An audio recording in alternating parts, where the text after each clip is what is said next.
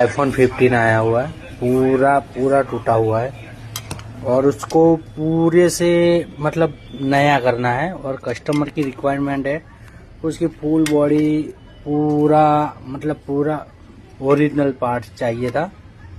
तो आज हमारे कुरियर में आ गया ओरिजिनल पार्ट्स। और देखो ये कस्टमर की iPhone 50 की हालत पूरा मतलब पूरा टूट चुका था। ठीक है, तो अभी हम बनाते हैं फटाफट। ठीक है दोस्तों, આપણે iPhone 15 ને જે અત્યારે કામ ચાલુ કર્યું છે, તમને આગલા વિડીયોમાં બી પણ દેખ્યું છે કે iPhone 15 ની હાલત શું હતી। દેખો આ ફિટિંગ ચાલુ છે।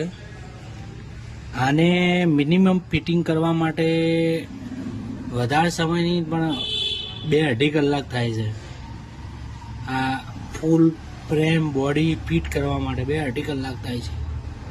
Thank you.